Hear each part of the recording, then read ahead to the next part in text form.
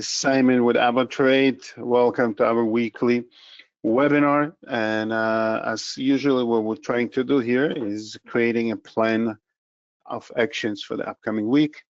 And as I like to quote traders when they say, you plan your trade and then you trade your plan. So welcome everyone. And for new people, I'll explain the plan of actions in a few minutes, what we're trying to do.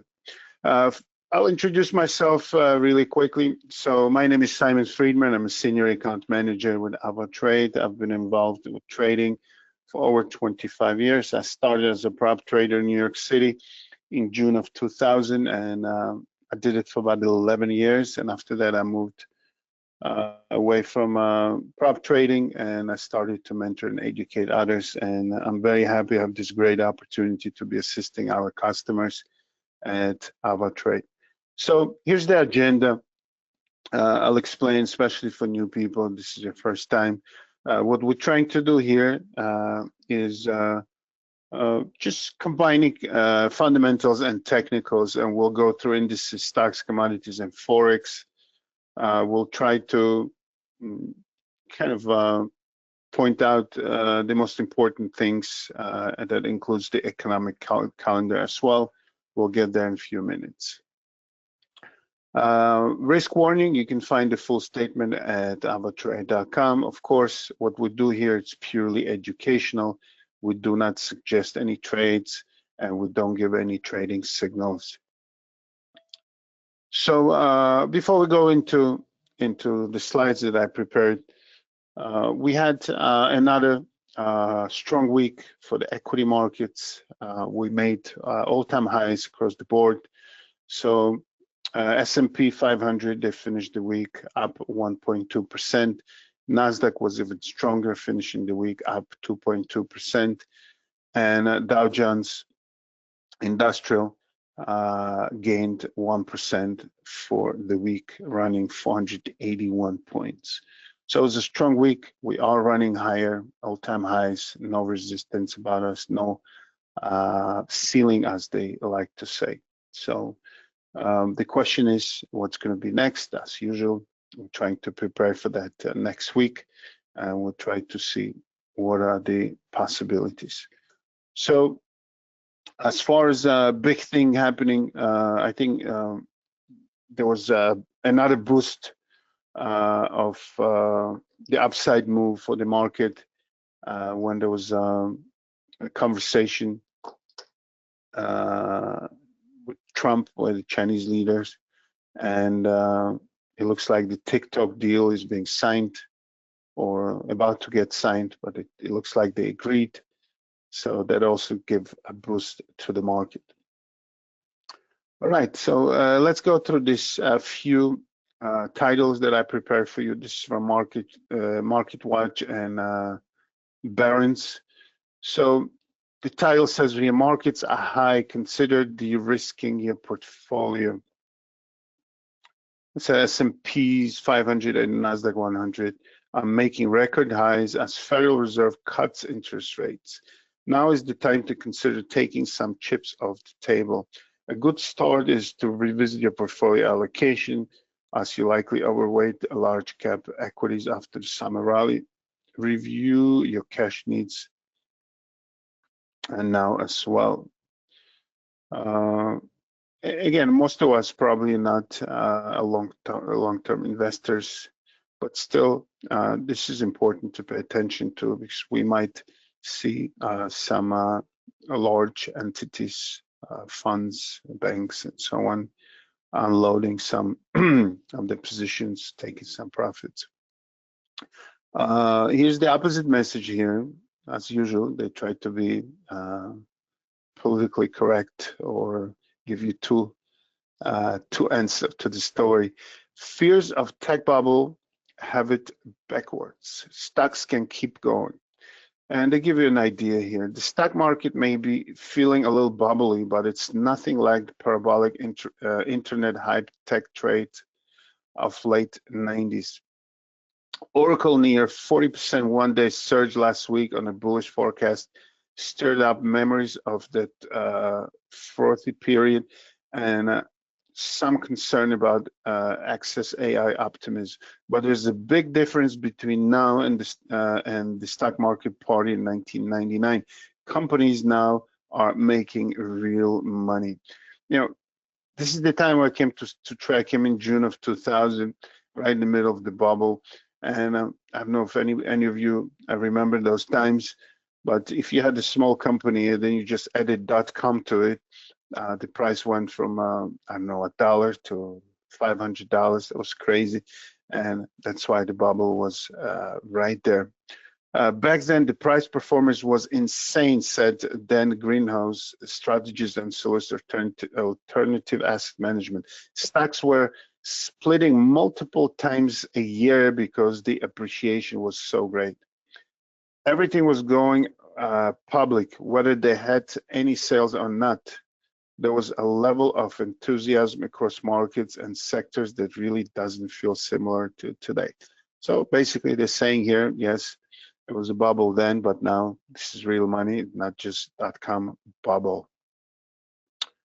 Another thing, it's not the upcoming week, but the week after, but we're still going to be facing some issues here. The government shutdown looms as Senate rejects spending bill. What could happen to stocks next? And they're right here. With the U.S. Senate attempt to stopgap spending measure failing on Friday, part of the federal government was shut down on October 1 if Congress can pass a funding deal before then. What would that mean for stock market? If past is prologue, stocks have actually risen in most cases as Washington has deadlocked our overspending, sorry. Texas on border security issues. The latest fight is over the exclusion of healthcare money sought by Democrats. And prediction markets see a 56% chance of a shutdown as of Friday. While a shutdown would furlough federal government workers, potentially shutter some national parks, and possibly disrupt air travel, the stock market might actually reward rather than punish investors based on past experience. I don't know. That's, I guess, somebody who knows something, but I don't understand how something negative can be positive. It just tells you that the market's totally disconnected from reality. Like my friend used to say, don't mix two things. There's a Wall Street and there's a Main Street.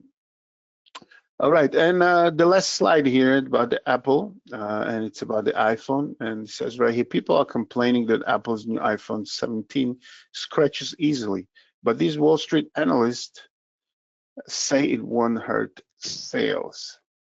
Basically what they're saying that some phones are already showing a lot of scratches being on display for a few hours.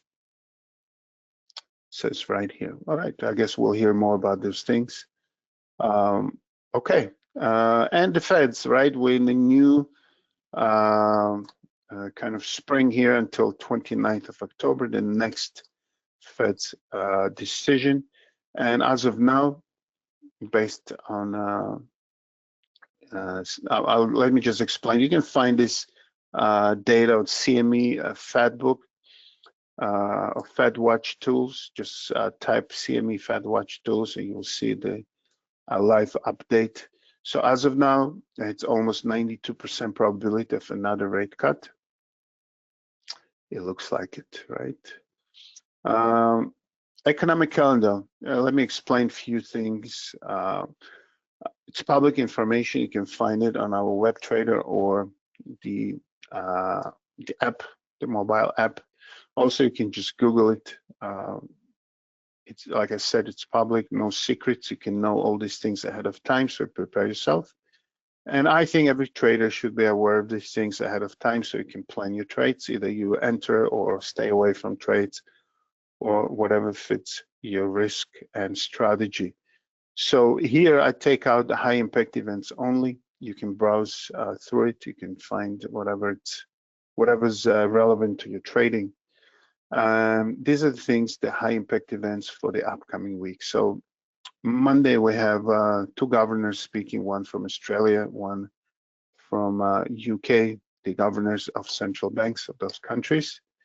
Moving to Tuesday, from Germany, we have PMI numbers, then for European Union as well, and UK also reporting PMI numbers, and US as well. Wow, so Tuesday we can officially call it PMI day. So we have Germany, we have European Union, we have UK and US manufacturing and service PMI. Also, we have the Fed Chairman Powell's speech on Tuesday as well, and another governor, this time from Canada, speaking on Tuesday. Wednesday, we have CPI inflation numbers from Australia. Thursday, interest rate decisions from Switzerland, Swiss National Bank. That means we should be watching the Swiss franc, of course. Important data from US, the gross domestic product or GDP in abbreviation. That's on Thursday. CPI numbers from Japan, and another inflation number the Feds are watching closely, core personal consumption expenditure. And that concludes the events for economic calendar for the week. So that's on Friday. All right, and as usually we have winners and losers. This time it's commodities. We have metals running. Interestingly enough, that's always something that I stress out. We have markets making all-time highs, and we have metals making all-time highs, including gold, right? I don't know if all-time highs, but on the highs, right? So something is wrong here, right? When we have markets running, it's a risk on, and especially gold is selling during that time. This time we have both sides going up. So let's see what the question is. Going back to the slides, should the investors unload slowly, or should they not worry about it and stocks can keep going? That's the question, and this is a little bit of illustration as things are confusing sometimes. So on the upside, again, silver, platinum, gold. This is the weekly gain, 296, 134, 112. These are the losers.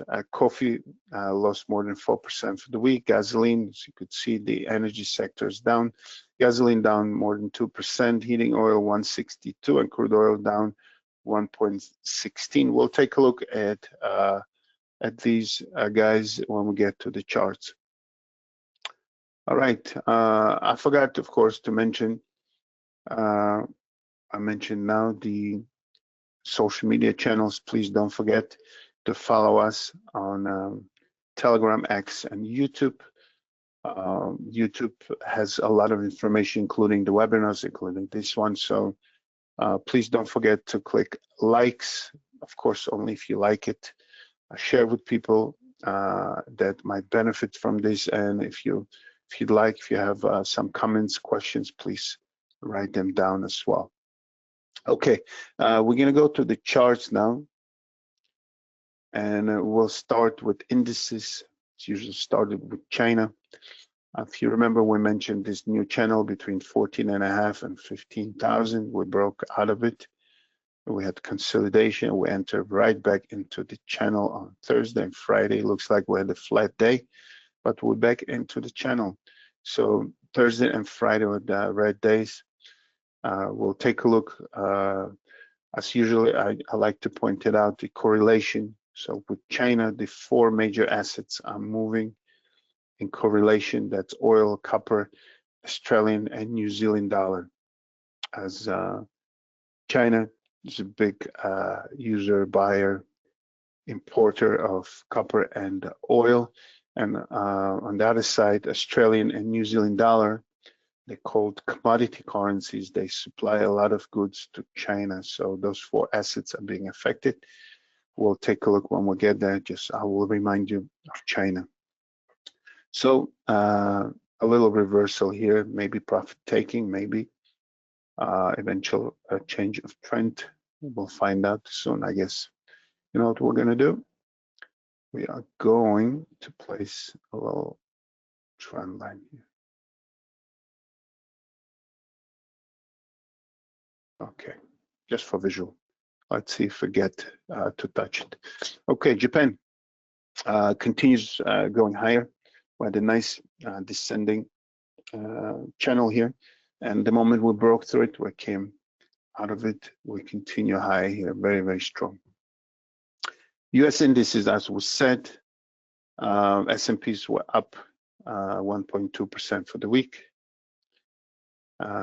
We are in the brand new territory, so no resistance here, right? I guess we'll find out what's next. I can't really analyze anything at this point.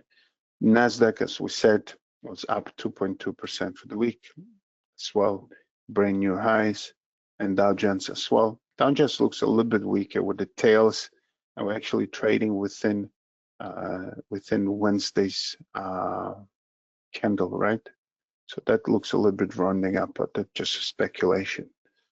Small caps also looking strong. We're retesting the resistance here from November. We failed to close higher, so we'll continue watching that. Germany after that confirmation of resistance, we came down. We're testing that trend line, the one that we set up, and we are below 50 and 100-day moving averages. So that's on German index, and UK index looks strong. We did try to make highs. We're not there yet, so we kind of hanging out there. We're not making new highs, but we're not falling either. So that's on the UK. Right, moving to stocks. We'll go through a few stocks, a few companies, and see what's happening. This is Oracle, if you remember, that's what the article mentioned. But a huge run on Oracle. It's all AI related.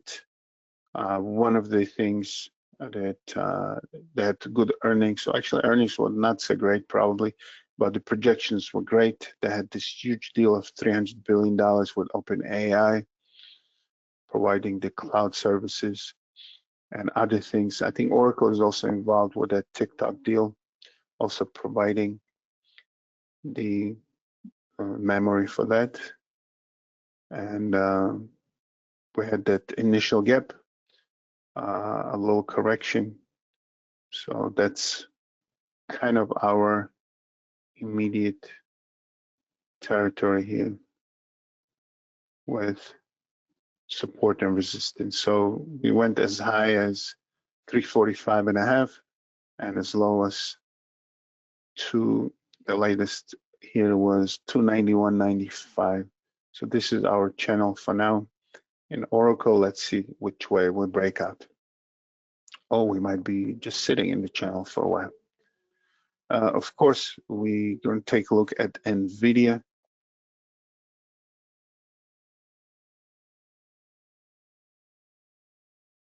As it's been leading NASDAQ for a while, but as you could see here, since confirming the highs here on August 28th, we made a lower low and a lower high, and we kind of in the middle currently.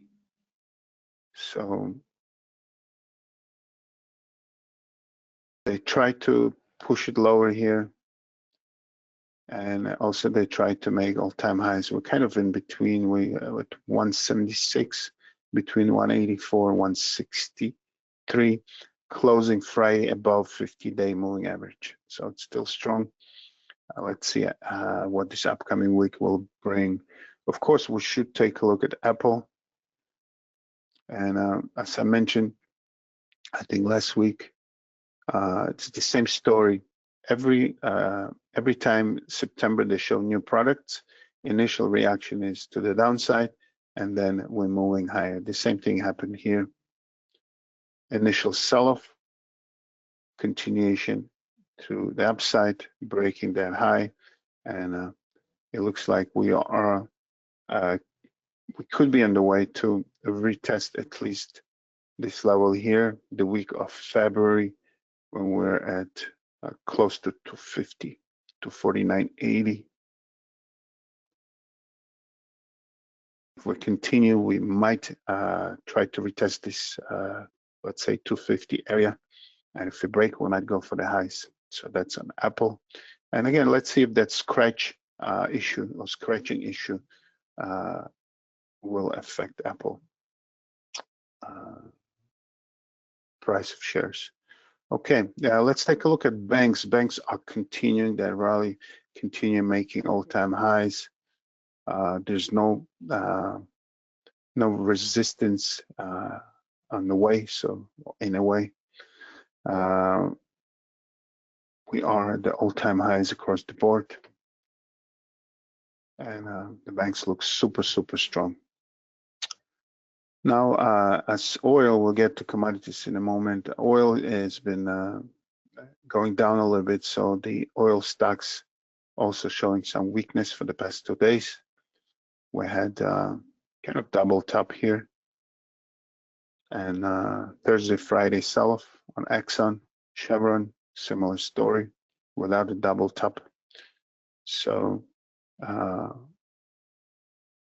oil has been weak and affects the price of shares. Okay, moving to futures, and we'll go through those winners and losers. Silver continue flying.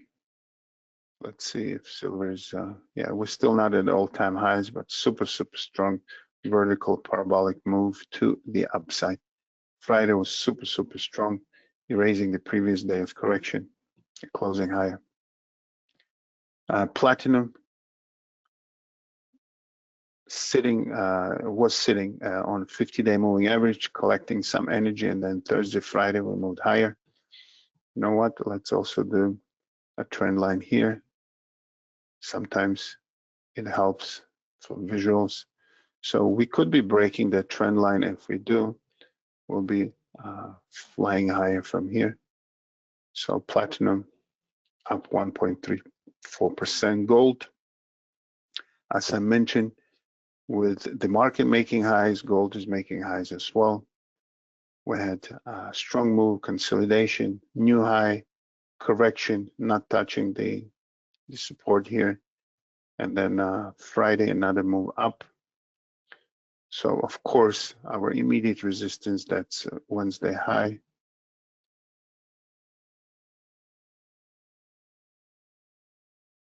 $37.07. And let's see if we manage to get there. So that's to the upside. Metals, as we said, to the downside, we had coffee after a huge run to the upside. We had a nice correction coming here to the base around 365, 360s, right? Let's see if that's profit taking before continuation to the upside. I mean, some traders might find a very nice head and shoulder here with the neck around 376 right here. Coffee was down 4% for the week. Here's the weekly chart. Also on the weekly chart, it looks even nicer. We have a left shoulder and the right shoulder being formed here. Maybe we're getting ready for that strong move or continuation to the upside. So coffee up, down 4%.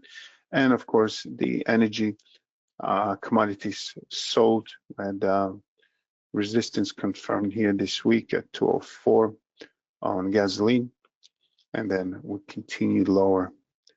Heating oil as well, 3 consecutive days to the downside, closing below 50-day moving average here. And as we said, crude oil, 3 consecutive days to the downside. We did close on Tuesday above 50-day moving average. Maybe it gives some hope to buyers, but right after that, 3 days in a row, right, a down move in oil here. And of course, let's take a look at copper, as we said. So with China, just a reminder, China moves, or these assets correlate to Chinese index. You have copper, oil, New Zealand dollar, and Australian dollar. So let's see, oil went down with Chinese index. We set it, and here's copper as well. We had move. If you remember, we put this Fibonacci retracement, and we had a lot of actions around 23% level. We closed higher and then went straight back down. So Wednesday, Thursday down, Friday recovered the Thursday loss. That's on copper.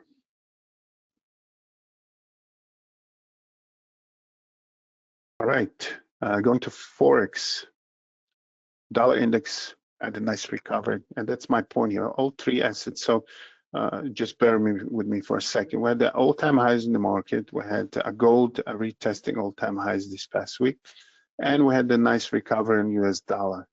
So who's lying there, right? So sometimes gold is moving the markets when the dollar is selling. So it's an inflation issue there, right? But here we had the market going higher, dollars going higher, and gold's going higher. So just my observation. So here we go. We come to the level of 97.42 that was holding nicely before the Fed's decision here as a support. And of course, now it clearly became a resistance after we gapped down. So we're coming back to retest it. And this is the key point here. If we manage to stay below it and build new resistance here, we might be looking for a further continuation to the downside.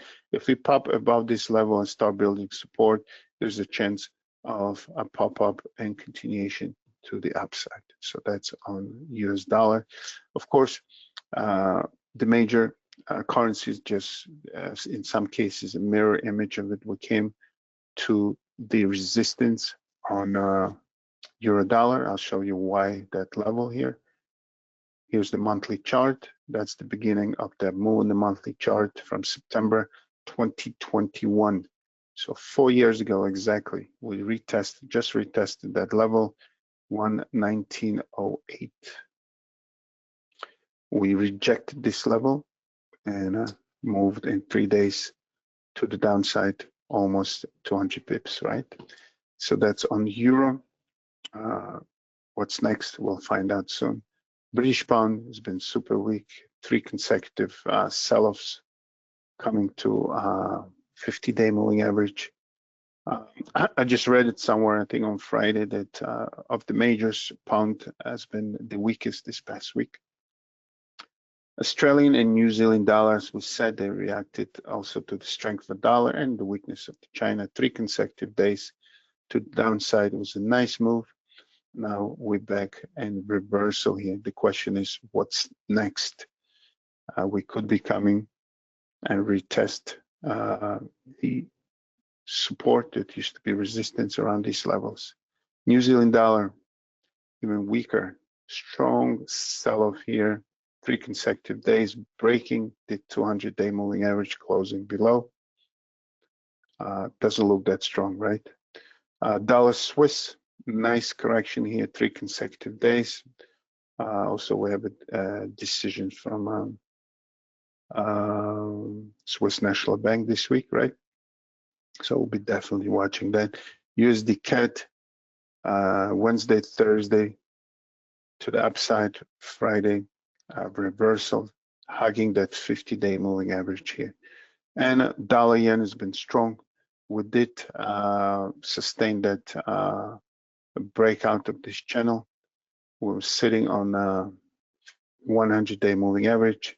On Wednesday, when the sell-off, recovery closing higher, that brought new buyers in. Thursday was a super strong day here, breaking through 250-day moving average. And Friday was a flat day after an attempt to sell off. So also we mentioned last week that 50-day moving average is above the 200, and that could be a bullish sign for some traders and analysts. Okay. And that's it pretty much for Forex. And let's take a quick look at crypto world. So Bitcoin, the 115 key level, 115,000, it's been holding. So you could see we have this flat candles here, trying to hold this 115 key level. XRP trading below 50-day moving average. We had a few attempts to break above 315. It looks like we just made a lower high this past week. We're still holding the trend line that we broke through. And let's see what's happening next, right? You see the downside pressure here, but we are still kind of hugging that 50-day moving average here, even though we did close below the key strategic level of $3, and then we continue closing lower on Saturday. And as of now, we're trading at 297 flat on the day.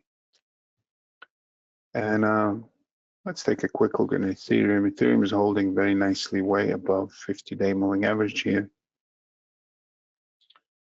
What we can do is set up this trend line. Let's see if we manage to come close to it, maybe break. So, and another one.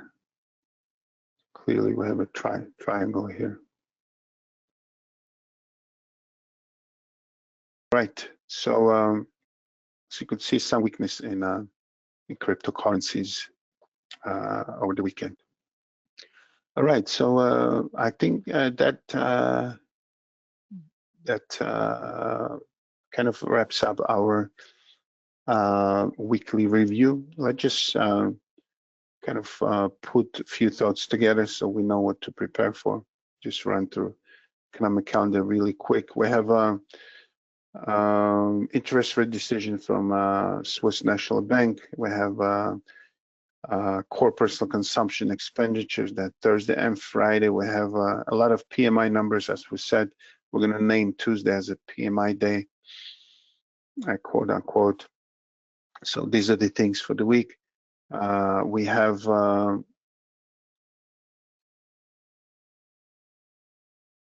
focus on the government shutdown, which could happen should the Congress not pass that deal before the October 1st.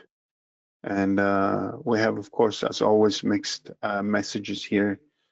Some suggest that it's time to take some profits after this summer rally. Others said the market has space to move higher. So as traders, we try to see day by day, try to see hour by hour, see how things are happening and make our decisions. So please don't forget about the social media channels. Follow us, subscribe, click on that bell on YouTube, click the likes, write the comments. We'll be happy to hear from you. I want to wish everyone a good weekend and enjoy the rest of it. Get some energy, spend some quality time with your loved ones, and prepare yourself, of course, for the busy week. And I want to wish everyone a successful, profitable week. All the best. Take care.